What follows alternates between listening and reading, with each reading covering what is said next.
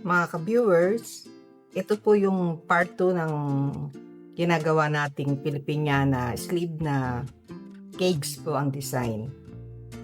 Sana po ay panoorin nyo muna yung part 1 po natin para sa paggawa po ng pattern at gayon din po sa paglalagay namin ng design na simple lang po. Nilagyan ko rin po pala ito ng karton para may forma po, hindi po lumulubog, para po sa paglalagay natin ng Bridgeline. Ito po yung gagamitin natin. 8mm po ito. Gayon din po itong ating satin po na tela. Gagamit rin po tayo ng mga clips para po i-clip natin po itong ating pinaka bone natin. Lagay lang po natin dito yung ating bone. Ito pong ginagawa namin ay sa sarili lamang po namin pamamaraan na binabahagi po namin sa inyo. Tapos ay itupi po natin dito. Lagyan lang natin po ng mark. Ito po natin gubitin.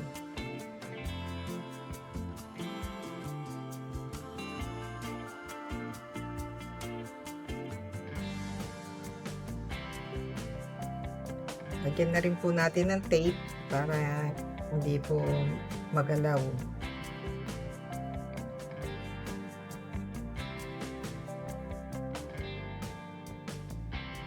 Ganun lang po yung gagawin natin hanggang sa matapos po natin lagyan. Puro patayo muna po yung gagawin natin bago po yung pahiga.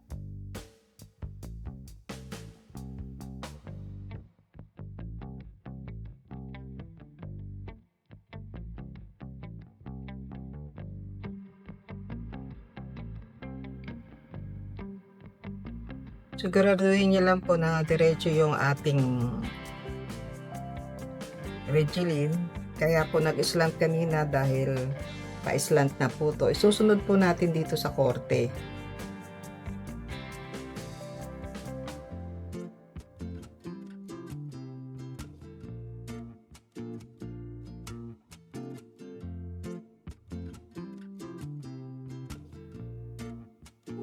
Pantayin po natin yung ating distansya 1 7/8. Ganun din po para pantay yung ating sleeve.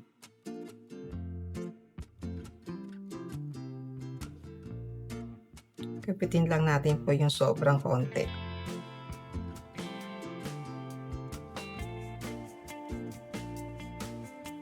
Ngayon, yung paalang naman po yung ating gagawin.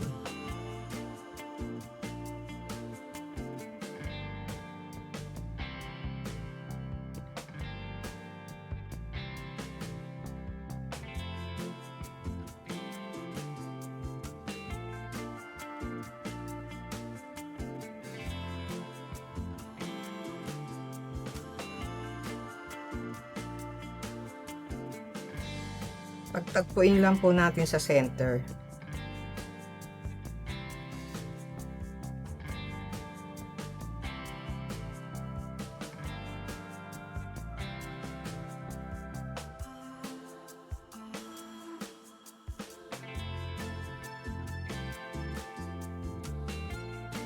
Sukatin po ninyo katulad yan 2 1/4, kaya 2 1/4 din po yung lalagay natin para diretso.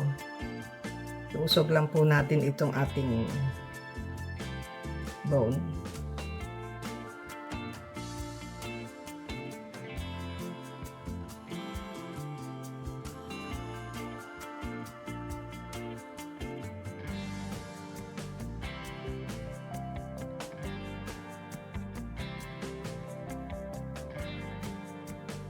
Sukatin po natin para po pantay.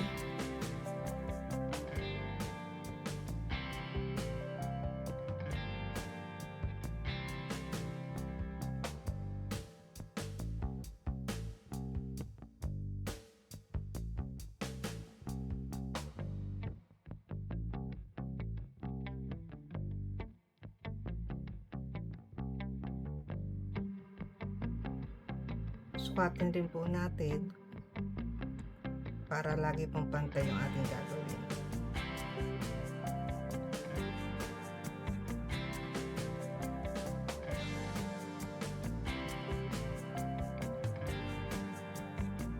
Isusunod po natin dito sa shape ng ating sleeve o yung ating pagkakurba nito, yung ating bone.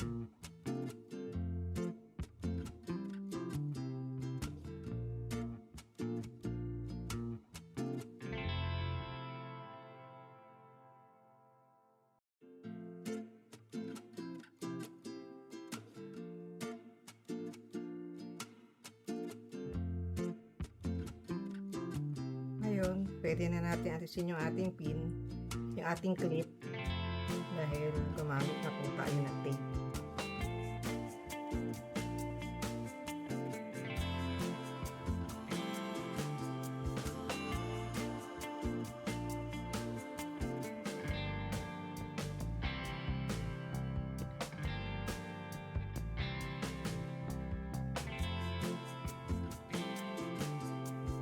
Yung pinakahuli po, yung dito po sa pinakagilid niya.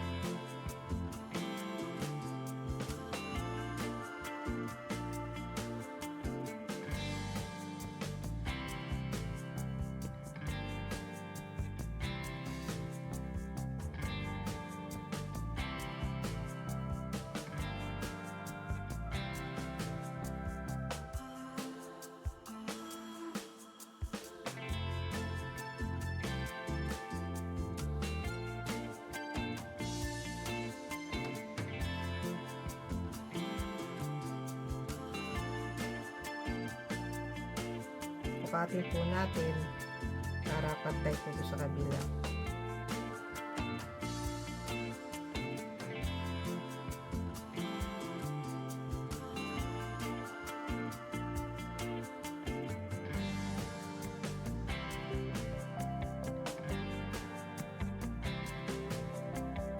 Ito po, mamaya na natin lalagyan kapag naikabit na po natin lahat.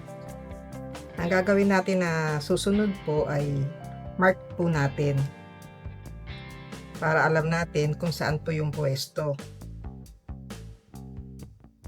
Masusukat na po natin mamaya. Nakikita po ninyo kung paano po namin gagawin.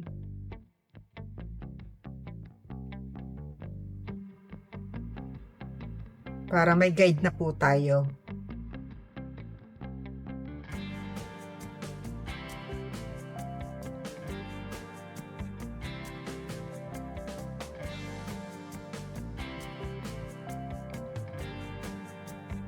Sa pag-alis po nito ay lalagyan natin ng number para hindi po tayo nalilito. Katulad nito, ilalagay po natin kung anong number to. Ito katulad po nito, back center. Yan. Yung nakatayo po ito ha. Yung bagay wala naman po nakatayo dito, puro pahiga naman to. Ito po yung maliit. Ito po yung back na second sa center. Ganon din po ito. Back second sa center. Yan. Para alam natin pag inalis po natin kung saan po ito nakapwesto. Ito po yung bibilangin po natin. Ito yung sa ilalim, yung bottom. Pero makikita na po natin dito yung bottom. Ayan. Tapos yung first na ano to po yung pahiga po ito Ito po yung second na pahiga.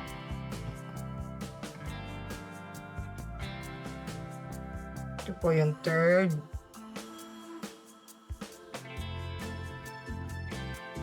Tsaka yung fourth po. Para alam natin kung nasan po yung pwesto niya. Ito naman po yung center na patayo.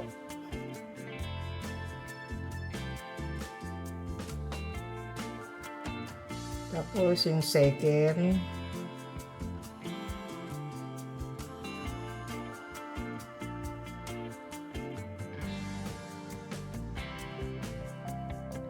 Eto, alam na natin po ito dahil ito naman po yung pinakamalaking bilog. Alisin lang po natin tapos saka natin i-mark na mabuti yung pinag-alisan. Dahil parang yun po ang pinaka-guide po natin. Ito pong tape, ikakabit po natin sa kanya. Dahil ito po yung kung saan natin siya ikakabit.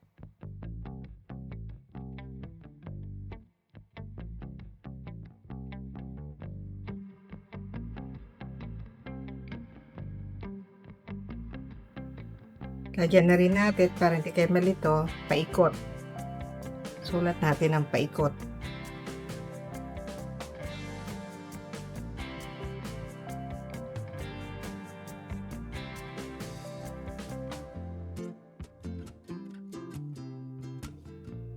Ngayon, ito naman po mga pahiga.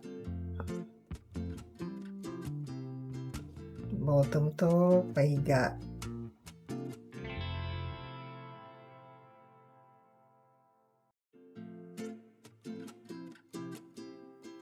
Yung mga paghiga, ito po yung sa likod, ito naman po yung puro pahiga para hindi po tayo malilito pag hiwalayin po natin yung pwesto.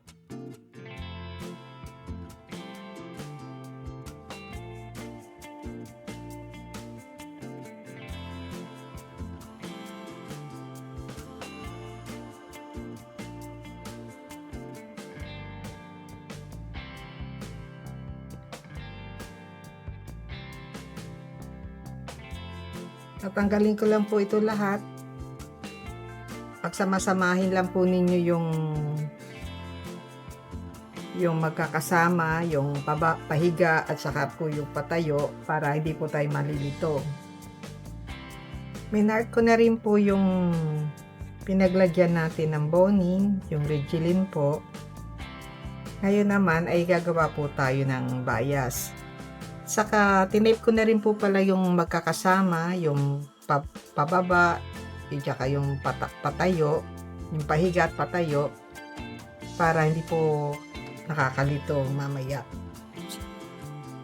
Ito naman po pagtapos po natin ng bias, kailangan po ay iswalado yung ating tela. Straighten lang po natin para sa pagsukat po natin.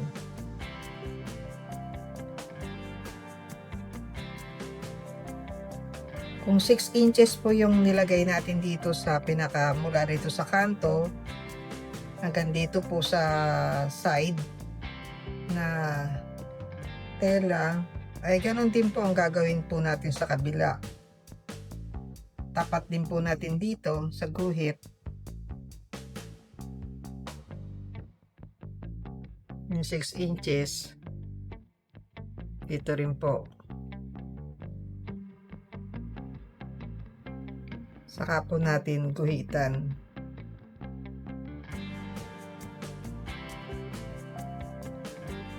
Bias po yung gagamitin natin para nahihila po natin at sumusunod po yung mayakap po dun sa gagawin po natin sleeves. Ang sukat po nito ay 8 mm. Ngayon, ang gagawin po natin na bias ay 1.5 inches o 1.5. Pwede naman po yun na 1 1/4 na lapad, pero para hindi po kayo mahirapan, pag yung 1.5 ito po, pinold po ninyo dito sa bone natin. Ayan po yung pinakasobra. Para hindi po kayo mahirapan na hawakan po yung tela. Pwede rin po sa 1 1/4, pero mas maganda na po yung 1.5. Ito pong ruler natin ay sakto na 1.5 inches. Kaya ito na po yung gagamitin namin. Gagamitin ko po.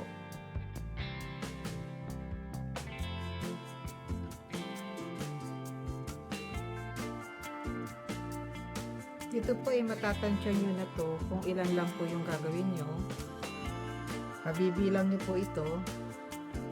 Lahat ng ginamit po natin yung pinakamalaki, syempre dito po sa masusukat nyo po to. Ayan, kung hanggang saan po siya tatama, yung tela, yung bone. Ganyan po. Pwede na rin po kayong huminto. Pag kulang ay dagdagan nyo po para hindi po masayang yung tela po ninyo. Guguhitan ko lang po ito hanggang doon po sa minark natin na lapad nito. Pag kulang, pwede naman pong dagdagan. Ayan po yung minark natin kung hanggang saan. Pag kulang ay gumupit pa po kayo para hindi lang po masayang yung inyong tela na matabas po, tapos marami pong sobra.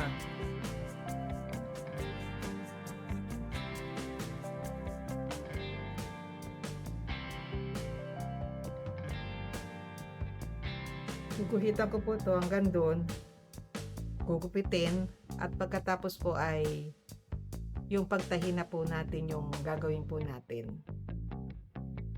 Sa pagtahi po natin, bago po natin tahiin ay sukatin po muna ninyo yung lapad po nung bias o yung haba na bias na gagamitin natin. Katulad po nito, ayan, nagpasobra lang po ako ng kaunti, para hindi po tayo mahirapan sa pagbabaligtad ng bias. Lahat po ng pahiga, lahat po ng pahiga ay nilagay ko sa isang plastic. Sa dalawang sleeves na po ito, left and right. Gayon din po yung patayo, nilagay ko rin po sa isang plastic para hindi po magkahalo-halo at hindi tayo malito. Nagpalit din po ako ng pressure foot. Ginamit ko po yung zipper foot, yun po. Para po, ang gagawin natin ay ilalagay lang po natin tong bone natin, tong Ridgeline, at saka po natin papasadahan dito. Para ito na po yung pinaka-guide natin. Mas accurate po kasi kapag ganun, at saka yun nga lang po, medyo mabagal to, pero mas maganda naman po magiging resulta ng ating gagawin. Lagay lang po natin dito yung ating bone. Wrap po natin mabuti at medyo hilahin po natin ng kaunti para mamaya pag binaligtad po ay fit sa ating Ridgeline na boning po.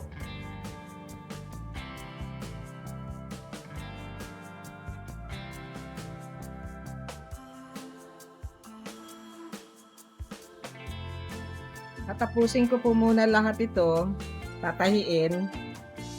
At pagkatapos po ay papakita naman namin yung pagbabaligtad at yung pag-assemble po natin dito sa ating manggas, sa ating pattern ng sleeves. Sa pagbabaligtad po natin ay ganito lang po yung gagawin natin. Gupitan po natin to, bawasan po natin yung sobra nating allowance.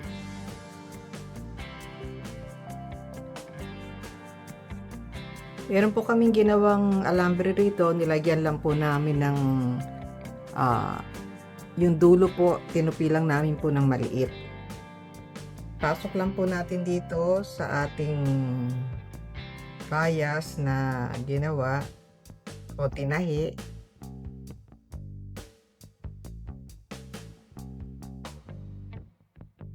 At pakagat lang po natin ng kapiraso doon po sa tela.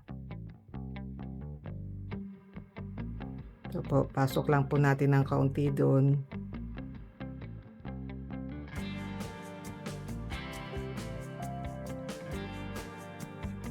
Para po natin hilahin.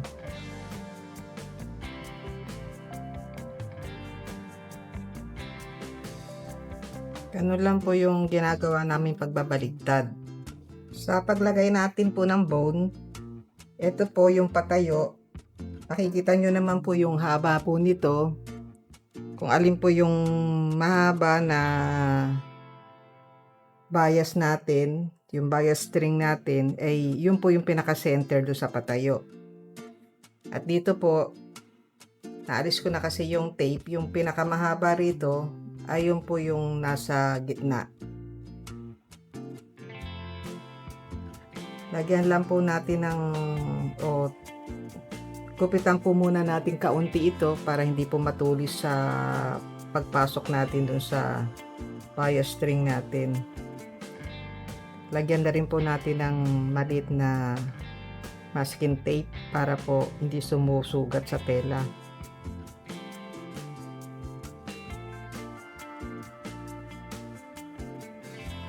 Saka po natin ito ipasok.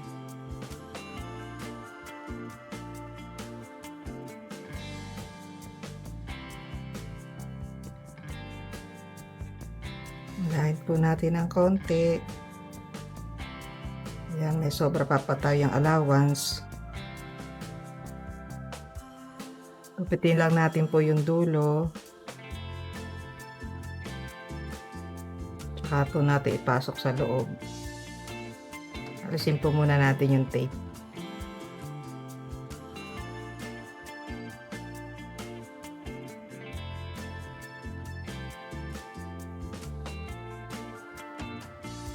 Fold lang natin po dun sa loob. Yun, pinasok ko po dun. Ito po ay pwede nyong tahiin at pwedeng lagyan ng dikit.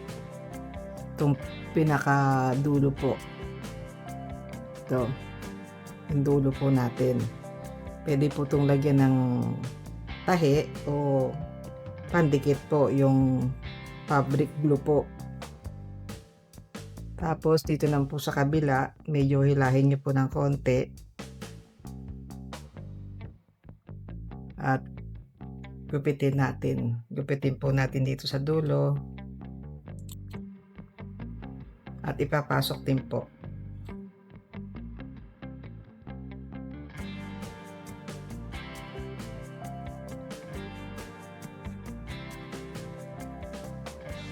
Yan. Gagawa na tayo. Mamaya sabay-sabay ko na po itong lalagyan ng pandikit. Pero kung gusto nyo ng tahi, mas matibay, ay pwede rin. Tatayaan po dito ng blind stitch. Gagawin pa po natin itong isa.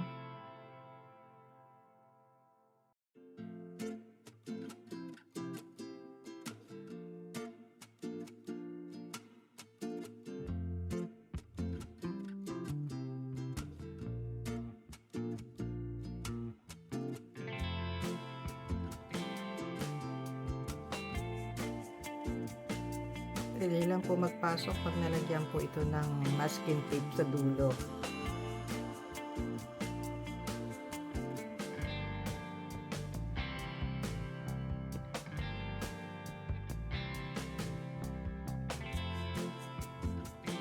Dito po ay pwede niya ipasok sa loob.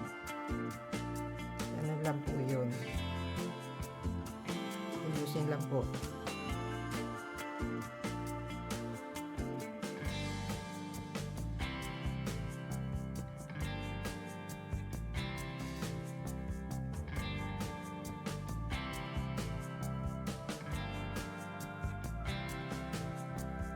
At pagkatapos po yung pagkabit na natin na pagsasama-samahin na natin para maging cage sleeve na po siya. Naidikit ko na po lahat ng mga dulo. Mas maganda po ito na tahiin katulad ng ginawa ko po. Tinahi ko po yung dulo, yung iba. Ngayon, sa pagbuo po natin ng ating Filipiniana sleeve na Cakes and Design, sundan po natin itong ating ginuhit na drawing o yung padron po natin, yung pattern. I-clip lang po natin dito.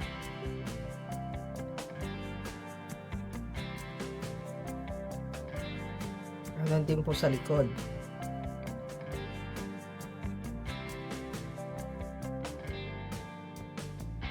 Lalagay lang po natin dito sa mark po natin. Ngayon yung pahiga naman po ay dito natin ilalagay po. Pinagsunod-sunod ko na po yung mga number po nito, yung katulad nung ginawa natin na sa pag pattern po nito, ay ganun po yung ginawa ko para mas madali pong kuhanin yung pagkakasunod-sunod po.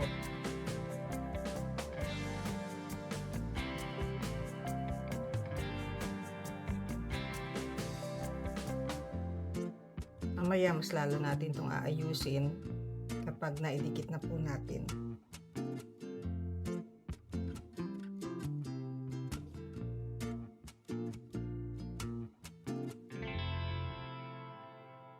Itong ginagawa po namin na ito ay sariling pamamaraan lang po namin na aming ibinabahagi po sa inyo.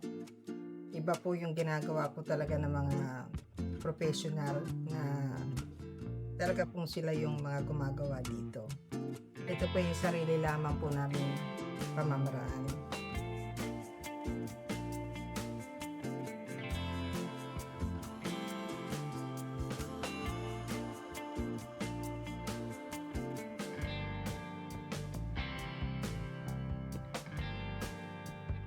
Dito po, ito, mamaya tatahiin po natin to sa kamay. Ang gagamitin ko po rito sa pagdidikit ay itong glue gun na may glue stick po. Pero maaari rin po kayong gumamit ng ganito. Nasa sa inyo po yung kung ano pang nais po ninyo. Ngayon, ganito pang gagawin natin. Lagyan lang po natin dito ng kaunti.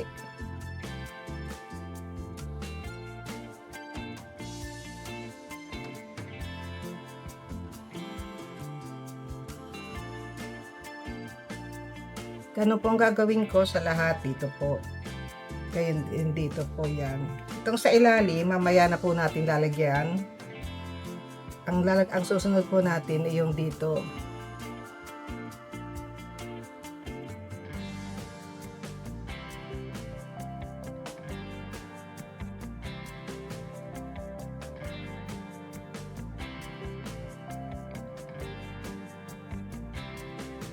Ito po ay tinikit lang natin ng kaunti.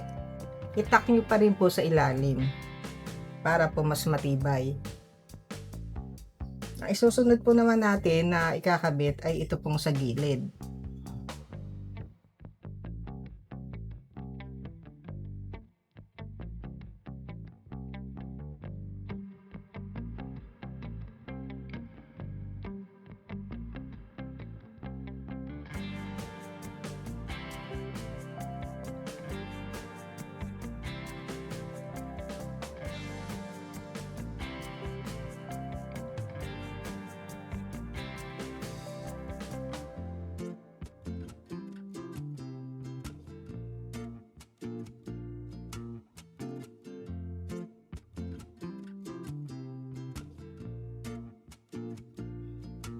Ito pong nasa likuran,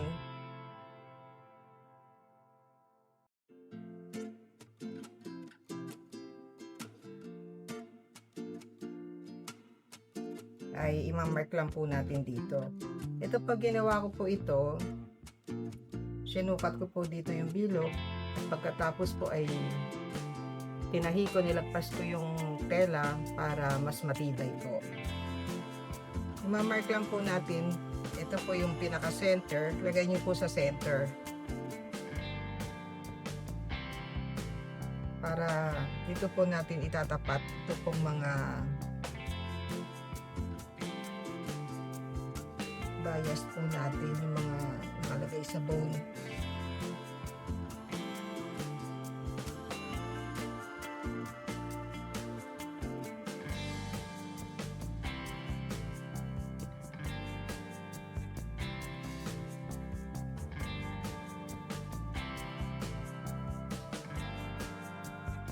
Ito pang pinakailalim ay tatahiin po muna natin to dito.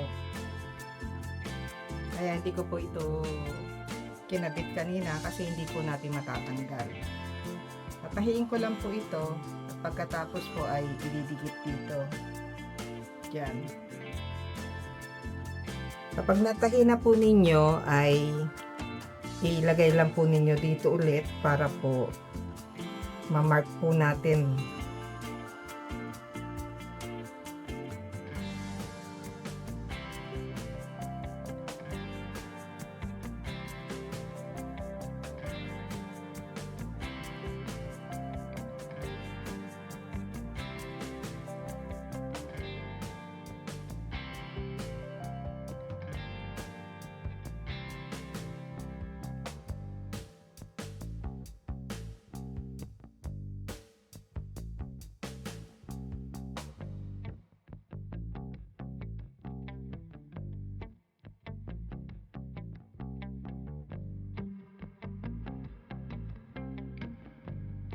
Dito naman po tayo sa paglalagay naman po natin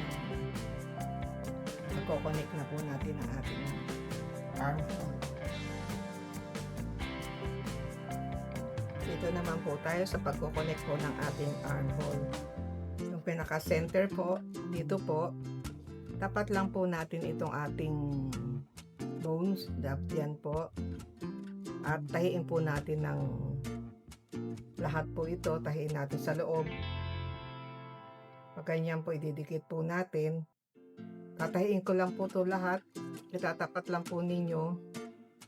Ilalagay lang po ninyo ng konti, ito po, konti sa ilalim. Ganun po. Para po nakatayo siyang ganyan. Ididikit ko lang po ito, itatahi ko lang po sa kamay. Lahat po ito.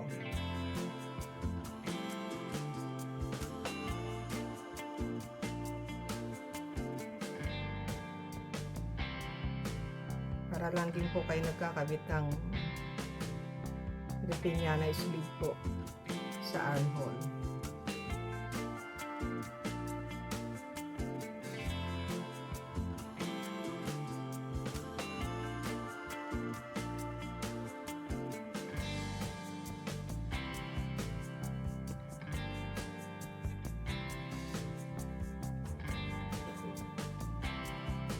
Pati po sa ilalim, tahiin din po ninyo para po matibay.